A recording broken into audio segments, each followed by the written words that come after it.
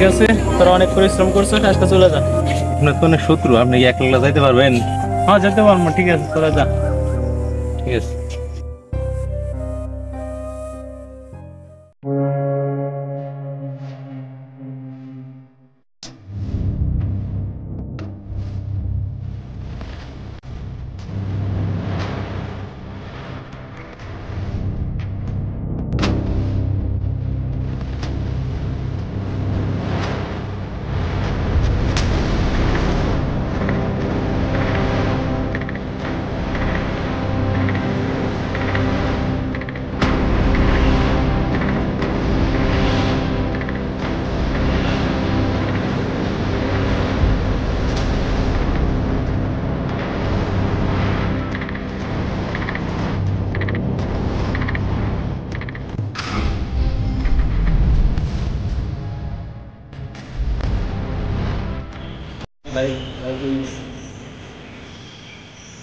Hello বড় ভাই, আজকে কিন্তু একাই যাইতেছে। আজকে একটা সুযোগ, আজকে তারা কোবাই দেওয়া লাগবে।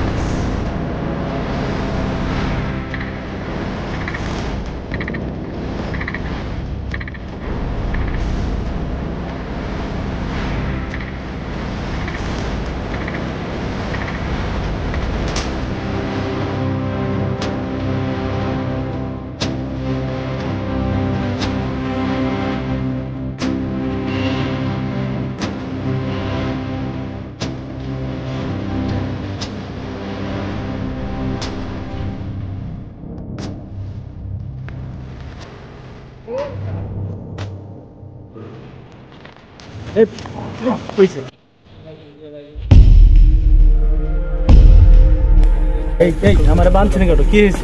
হ্যাঁ কি হয়েছে ভাই? এবার মোবারক গ্রুপ অফ ইন্ডাস্ট্রিজ থেকে তোকে মারার কন্ট্যাক্ট পাইছি আমি 10 লাখ।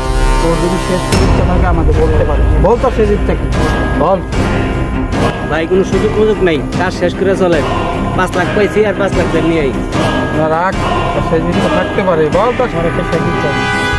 আমার ছোট ভাইয়ের সাথে 2 মিনিট কথা বলতে হবে। ঠিক আছে, তোর ছোট ভাইয়ের সাথে 2 মিনিট কথা বল, কিন্তু এই কথা তোর ছোট ভাই না জানলে তুমি এখন মারার প্ল্যান করছো।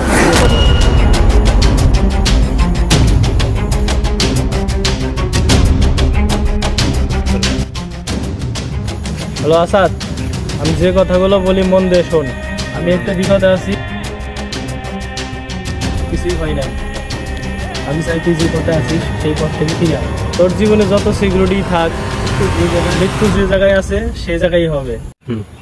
আমি মারা যাওয়ার পরে লাশটা যখন খাটিয়ে দিয়ে নিয়ে যাবি, তখন আমার হাত দুইটা খাটিয়ার বাইরে রাখবি। এই আমার যত টাকা পয়সা আছে আমার মৃত্যুর পরে কবরের উপর রেখে দিবি। এত কথা কওয়া যাবে না। আর মারেন।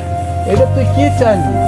মানুষ মরার আগে কত কিছু চায়, খাইতে চায়, ঘুরতে চায়, অনেক কিছু চায়। তুই এটা কি চাওয়া চাইলি? ভাই আমরা তো মরার পরে সবকিছু দুনিয়ার উপরই রেখে যাই, কোনো কিছু তো আর নেওয়া যায় না, সব তো পৃথিবীতে রেখেই যায়।